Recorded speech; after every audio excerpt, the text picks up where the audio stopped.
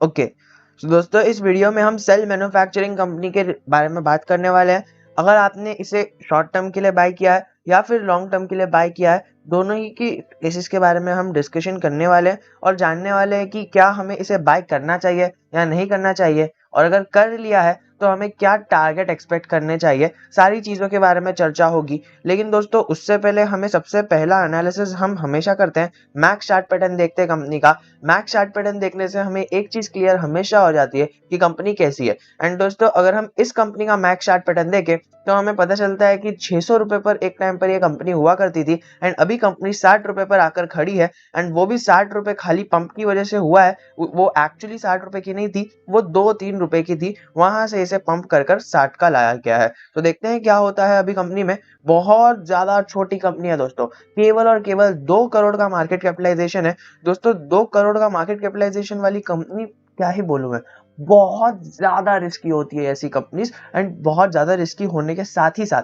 ऐसी कंपनीज के अंदर अपने कैपिटल को बहुत कम लगाना होता है, क्योंकि ये 2 करोड़ की कंपनी है। आपको कभी भी कंपनी का प्राइस नहीं देखना होता है, कंपनी का मार्केट कैप देखना होता है। दोस्तों 2 करोड़ की कंपनी, आप समझ सकते हो, अगर किसी बड़े ऑपरेटर ने या फिर किसी और बड़े बंदे ने अपना खाली 2 करोड़ का कैपिटल डाल दिया ना, तो ये पूरी कंपनी को खरीद सकता है। मतलब आप समझ जाओ कि एक नॉर्मल जो रिटेलर नहीं, जो एक बड़ा प्लेयर रहता है ना, रिटेलर से थोड़ा सा बड़ा, दोस्तों जो बिगनर्स रहते हैं वो जनरली रिटेलर्स रहते हैं। एंड जैसे जैसे मार्केट में हमें एक्सपीरियंस होता जाता, हम रिटेलर नहीं रहते। रिटेलर मतलब जिसके पास 1 करोड़ से कम का कैपिटल है। तो दोस्तों जिसके पास 1 करोड़ से ज्यादा का कैपिटल है वो तो ये पूरी कंपनी अफोर्ड कर सकता है। मतलब आप समझ जाओ कि बहुत छोटी कंपनी है, बहुत छोटी, मतलब बहुत छोटी। एंड ऐसी छोटी कंपनी में बहुत ज्यादा रिस्क रहता है। ये मैं बहुत अच्छी तरह से इसे प्रेशराइजेशन कर कर बता रहा हूँ। दोस्तों एक बात अच्छी है कि सेल मैन्युफैक्चरिंग कंपनी के अंदर यहाँ पर 3-4 कंपनी आती है। SEL aviation private limited.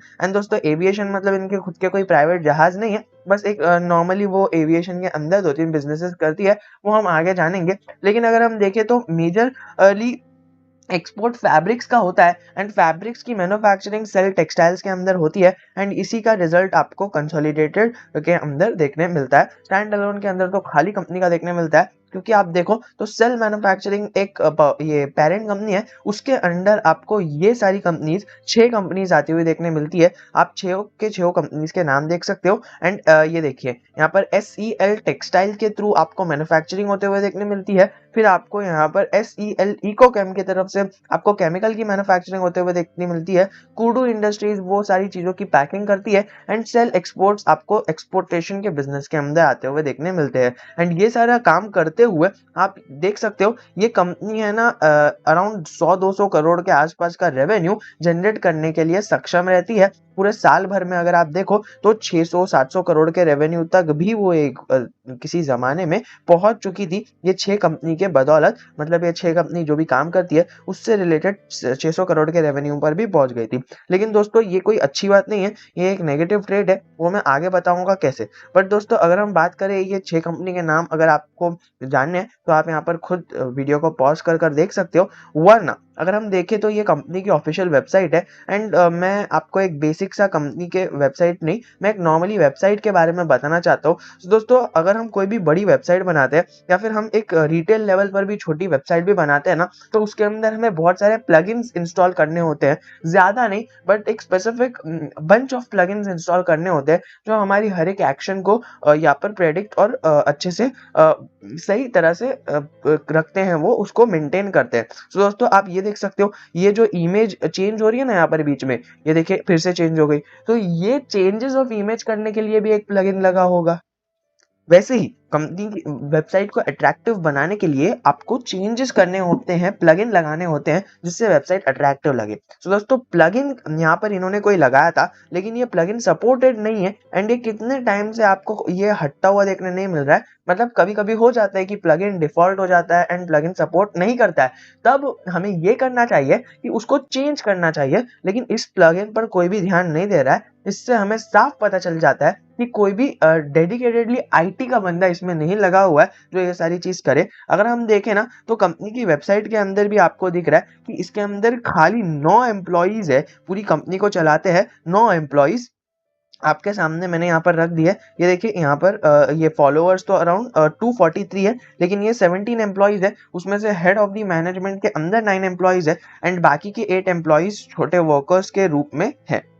And बाकी के लोग तो वही वेजेस के ऊपर काम करने वाले लोग होंगे, वर्कर्स। और दोस्तों यहाँ पर एक सेकंड, यहाँ पर इनका जो लोगो था उसको भी प्लगइन काम नहीं कर रहा है, लेकिन फिर भी इन्होंने चेंज करने की जहमत नहीं करी। इसका मतलब क्या है, एक और एक चीज आप जान लीजिए कि इन्होंने प्लगइन तो चेंज किया नहीं, लेकिन साथ ही साथ अपनी जो वेबसाइट है ना, अपनी वेबसाइट को भी मोबाइल स्पेसिफिक नहीं बनाया, यानी मोबाइल कन्वीनियंट नहीं बनाया। ये पूरी डेस्कटॉप कन्वीनियंट है and you can't access it with your mobile because वो मोबाइल कन्वीनियंट नहीं है। आपको सारी चीजें एक डेस्कटॉप रूप में ही देखने मिलेगी। दोस्तों ये दो चीजें निग्लेक्शन करने का मतलब ये है कि ये लोग अभी भी पुराने जमानों में ही जी रहे हैं। मतलब क्या, मतलब वो जो इनकी कंपनी बनाती है वो वही चीज ये लोग एक्सपोर्ट कर देते हैं एंड इसके अंदर ही ये खुश है। ये कोई भी डेवलपमेंट के अंदर डेडिकेटेडली नहीं आए हैं, और डेवलपमेंट के अंदर आएंगे भी कैसे, खाली 17 एम्प्लॉइज रखे हैं कंपनी ने। प्लस अगर आप देखोगे तो इसके अंदर जो एक्सपेंसेस कंपनी कर रही है वो बहुत ज्यादा है। तो दोस्तों एक्सपेंस, ये अगर सेल्स 600 करोड़ की है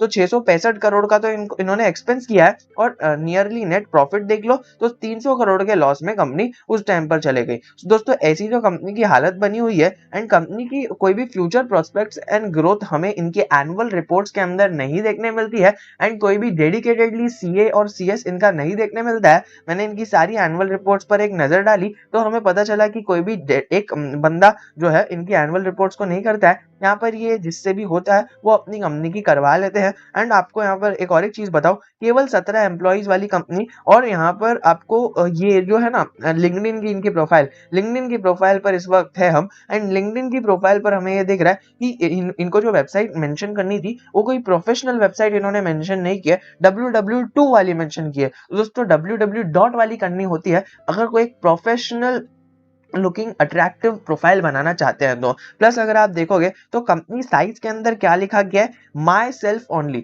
दोस्तों बहुत अच्छी इंग्लिश इन्होंने लिखी है यहाँ पर, एंड माई सेल्फ ओनली की एक ए ग्रेड वाली इंग्लिश कहना चाहूंगा मैं। एंड ऐसी इंग्लिश को मैं सलामी देता हूँ। एंड ऐसी इंग्लिश वाली ऐसी कंपनी के अंदर अगर आप इन्वेस्ट करते हो तो आपको सबसे मेन चीज कोई भी कंपनी के अंदर देखनी चाहिए, फ्यूचर ग्रोथ। और दोस्तों मुझे इस कंपनी में ये फ्यूचर ग्रोथ नहीं दिख रही है, so I will not recommend you कि आप लॉन्ग टर्म के लिए बाय करो। चलिए शॉर्ट टर्म वालों के बारे में तो थोड़ी देर के बाद बात करेंगे, लेकिन लॉन्ग टर्म में क्यों नहीं बाय करना है सारे रीजंस क्लियर कर दिए। और दो रीजंस बताता हूँ आपको मैं। यहाँ पर थोड़ी कंपनी की हिस्ट्री देख लेते हैं। कंपनी यहाँ पर 2000 के मई 8 2000 के अंदर बनी थी, और कंपनी की पहले जो कंपनी थी वो टेक्सटाइल मैन्युफैक्चरिंग कंपनी थी एंड उसी से रिलेटेड इन्होंने एक एक्सपोर्टिंग बिजनेस भी चालू कर दिया। मतलब पहले 2000 तक 2000 तक इनके पास ये मैन्युफैक्चरिंग कंपनी थी टेक्सटाइल की, लेकिन फिर बाद में इन्होंने सोचा कि भाई हम एक्सपोर्ट भी कर सकते हैं, तो एक न्यू कंपनी बनाई जिसका नाम मैन्युफैक्चरिंग रखा। एंड उसके बाद उन्होंने उसको मैन्युफैक्चर के साथ साथ एक्सपोर्ट करना भी चालू किया। एंड आज ये एक्सपोर्ट के लिए एक जाने जाते हैं। बड़े प्लेयर तो नहीं है, लेकिन हाँ छोटे प्लेयर में से एक छोटे प्लेयर में से एक रुतबा वाला प्लेयर जरूर है। लेकिन दोस्तों यहाँ पर ये लोग प्रॉफिट नहीं निकाल रहे, एंड हमें क्या चाहिए, प्रॉफिट चाहिए। अगर आप देखोगे पिछले 10 साल का पीएनएल आपके सामने लाकर रखा है मैंने। पिछले 10 साल में लगातार 4 साल, 2011 में आप देख सकते हो 2011 में 70 करोड़ का प्रॉफिट हुआ था, फिर 2012 में 100 करोड़ का हुआ था, फिर 13 में 80 करोड़ का हुआ था, फिर 14 में 140 करोड़ का हुआ था। उसके बाद से ये लोग लॉस इनकर करे जा रहे हैं एंड अभी तक हमें प्रॉफिट बड़ा होता हुआ देखने नहीं मिला है। सो दोस्तों ये वाला जो प्रॉफिट है, अगर आप देखोगे ये पिछले क्वार्टर 2 का जो प्रॉफिट है, ये क्वार्टर 2 का कोई प्रॉफिट नहीं है, ये अदर इनकम के अंदर से आया है। अगर आप देखोगे तो इन्होंने कोई बड़ा सेल्स नहीं किया, इन्होंने यहाँ पर एक अदर इनकम लाई, यानी कुछ चीज बेची होगी। जैसे कि फॉर एग्जांपल आप समझ लीजिए कि अगर आपका कंप्यूटर का कारोबार है, यानी आप कंप्यूटर मैन्युफैक्चर करते हो, बट अगर आप चेयर बेचना चालू कर दो लोगों को तो वो हो जाता है आपकी अदर इनकम, क्योंकि आपका मेन फोकस तो कंप्यूटर बनाने और बेचने में है ना, लेकिन कंप्यूटर एसेसरीज बनाने बेचने में, आईटी में। लेकिन अगर आप चेयर बेचो, आप पेपर बेचो, तो ये सारी चीजें आपका कोर बिजनेस नहीं है, जिसके कारण वो आ जाता है अदर इनकम में। तो दोस्तों इनकी अदर इनकम आई है, कोई बड़ा असेट सेल किया होगा या कुछ किया होगा जिसके कारण ये अदर इनकम आई है। दोस्तों ये कोई भी प्रॉफिट नहीं है एंड ये नकली प्रॉफिट के कारण कई सारे रिटेल इन्वेस्टर्स को झांसा दिया गया है कि भाई ये इन्होंने तो ये इतने सालों से ये लॉस कर रही थी कंपनी एंड अभी सीधा 2,500 करोड़ का इन्होंने प्रॉफिट किया है, तो आप बाय कर लो तो इससे पहले कि कंपनी ऊपर चले जाए। तो दोस्तों कई सारे लोगों ने निचले लेवल पर बाइंग की है। प्लस आपको बताना चाहता हूँ कि अगर आप यहाँ पर ये प्रमोटर की होल्डिंग देखो तो प्रमोटर की होल्डिंग आपको अराउंड दिसंबर 20 में ये 18 करोड़ की दिख रही थी, 18% की दिख रही थी एंड हाल ही में इन्होंने अपनी होल्डिंग फुल कर दी है। और कहाँ से माल लिया है? पब्लिक के तरफ से माल लिया है। तो दोस्तों ये होल्डिंग फुल करना,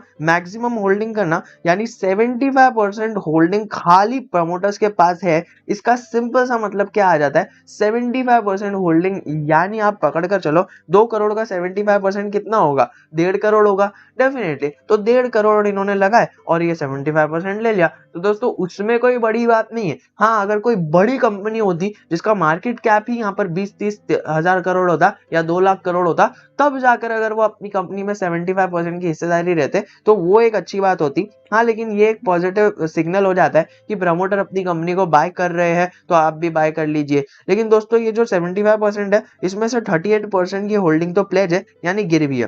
दोस्तों इस पर भी हम टोटली रिलाय नहीं कर सकते। प्लस एफआईआईज ने भी रिसेंटली अपना माल बेचा है। ये खाली कुछ डीआईआईज है जिन्होंने इसके अंदर अपना माल लिया है। एसबीआई ने लिया, इंडियन बैंक ने लिया, तो मोस्ट प्रोबेबली इनका लोन होगा जो इन्होंने इक्विटी के माध्यम से सेल ऑफ किया होगा या फिर कुछ चीज हुई होगी, वो सब हमें नहीं पता। बस हमें इतना पता है कि कंपनी फिलहाल लॉन्ग टर्म इन्वेस्टमेंट के लिए तो कोई भी अच्छी नहीं है, लेकिन शॉर्ट टर्म इन्वेस्टमेंट की बात करें तो दोस्तों ऑलरेडी कंपनी को इतना पुशअप कर दिया गया है। अगर आप देखो तो 188% की पॉजिटिविटी हमें 1 महीने के अंदर ही दिख रही है एंड 6 महीने में तो इन्होंने 20,000% की पॉजिटिविटी दिखा दी है। 6 महीने पहले ये स्टॉक आपको खाली 1 रुपए के भी नीचे या फिर आप कह सकते हो 35 पैसे का होता हुआ देखने मिल रहा था एंड अभी का ये शेयर आपको 68 रुपीज का देखने मिल रहा है। तो दोस्तों बहुत अच्छी तरह से पंप अप किया गया है।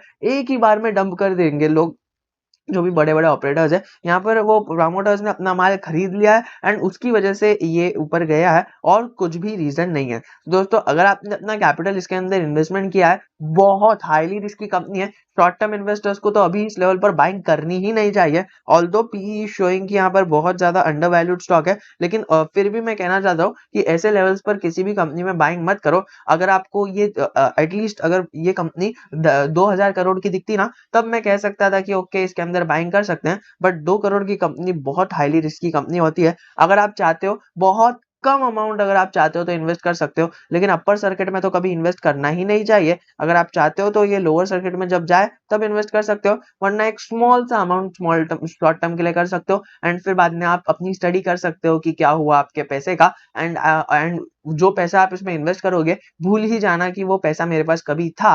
मैं आपको डरा नहीं रहा, बट मैं आपको कह रहा हूँ कि अगर आप वो पैसे को भूल जाओगे तो आप अच्छे से स्टडी कर पाओगे कि मैंने इसके अंदर पैसा डाला था तो मुझे इसके अंदर से क्या लर्निंग्स मिली अगर ये पैसा डूब भी गया तो। दोस्तों that's it from my side. बहुत मेहनत लगाई है वीडियो बनाने में और खाली एक कमेंट पर बनाई है, जो हमारे बहुत पुराने सब्सक्राइबर है उनके खाली एक कमेंट पर बनाई है। सो प्लीज कमेंट के अंदर बता देना कि वीडियो कैसी लगी and we will be meeting in our next video. Until then keep learning, keep investing and keep trading.